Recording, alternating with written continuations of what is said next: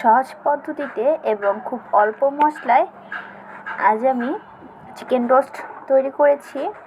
এই রোস্ট কিন্তু গরম গরম পোলাও, ভাত কিংবা রুটি পরোটার সাথে কিন্তু একেবারে জমে যাবে।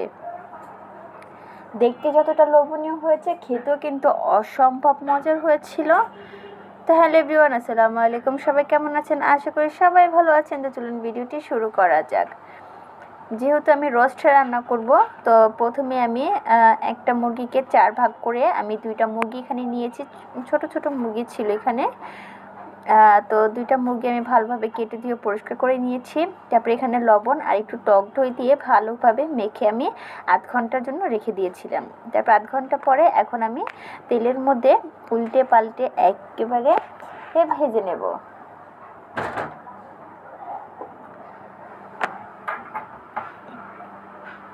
আমি কিন্তু একটু সময় নিয়ে এটাকে ভেজে নিতে হবে।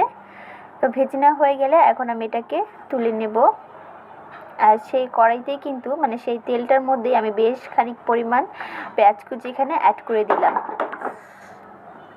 দেন তারপরে আমি পেঁয়াজটাকে ভালো করে আমি এখন নাড়াচাড়া দিয়ে একেবারে বেরেস্তা করে নিব।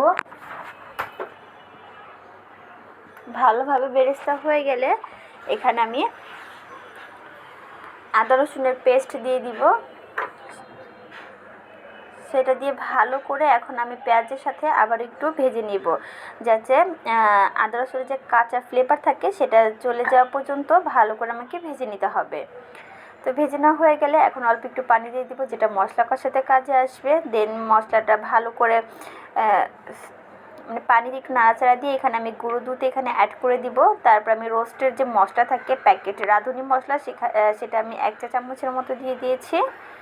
সেটা দিয়েও আমি ভালোভাবে কষিয়ে নিব। তারপর এখানে আমি দিয়ে দিব গরম মশলা। তারপর গরম মশলাটা দিয়ে আবারও আমি ভালো করে কষিয়ে নিব। একটা একটা করে মশলা দিব, একটা একটা করে নাড়াচাড়া দিয়ে ভালোভাবে কষিয়ে নিতে হবে। তারপর লাস্টে আমি এখানে দিয়ে দিলাম একেবারে পরিমাণ মতো লবণ, বাদাম বাটা আর একটু ধনিয়ার গুঁড়ো। এসব কিছু দিয়ে ভালো করে আবার কষিয়ে নিতে হবে। কষানো হয়ে গেলে একদম এখানে আমি টক দই অ্যাড করে দিব। টক দইটা দিয়ে আবার আমি ভালোভাবে কষাবো। যত মশলা কষানো হবে তার টেস্টটা কিন্তু তত ভালো আসবে। যাই হোক, পানি দিয়ে ভালোভাবে কষানো হয়ে গেলে আমি আর একটু পানি দিয়ে আবারও ভালোভাবে মশলাটাকে কষিয়ে নিব। যেহেতু মাংসটা আমি ভেজে নিয়েছি হালকা করে, তো এত সময় কিন্তু আর লাগবে না। আর যেহেতু মাংসটা ছোট ছোট পিসগুলি, তো এখন ভালো করে কষিয়ে ওই যে মাংসের যে ভেজে রাখা পিসগুলি সেখানে আমি এখানে অ্যাড করে দিলাম। দেন তারপর একটু ভালোভাবে 3 থেকে 4 মিনিট এভাবে আমি এটাকে কষিয়ে নিব। কষানো হয়ে গেলে এখানে আমি 5 থেকে 6টা আলাম কাঁচামরিচ অ্যাড করে দিয়েছি, এটা ফ্লেভারের জন্য।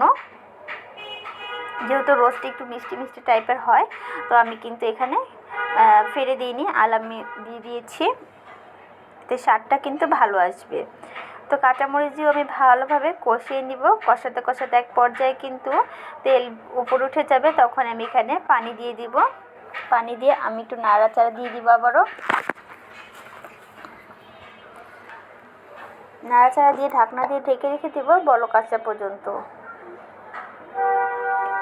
কিছুক্ষণ পরে কিন্তু বলকটা চলে এসেছে। তারপর একটু নাড়াচাড়া দিয়ে আবারও ঢেকে রেখে দেব এই মিডিয়াম আছে প্রায় 4 থেকে 5 মিনিটের জন্য রাখলে কিন্তু হয়ে যাবে।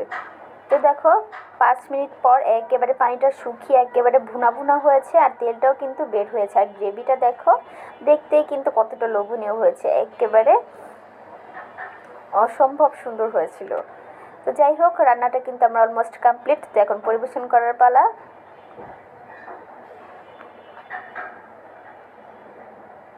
এখন আমি একটা প্লেটে পরিবেশন করে দেখাচ্ছি। দেখো, দেখতেই কতটা লোভনীয় হয়েছে না? খেতেও কিন্তু অসম্ভব মজা হয়েছিল। চাইলে তোমরা একবার হলো ট্রাই করে দেখতে পারো। আর ভিডিওটি ভালো লাগলে like, share, comment and subscribe করে পাশে থাকবে। তো আজ এই পর্যন্ত, আবার অন্য কোনো ভিডিওর সাথে নিশ্চয়ই দেখা হবে। আল্লাহ হাফেজ।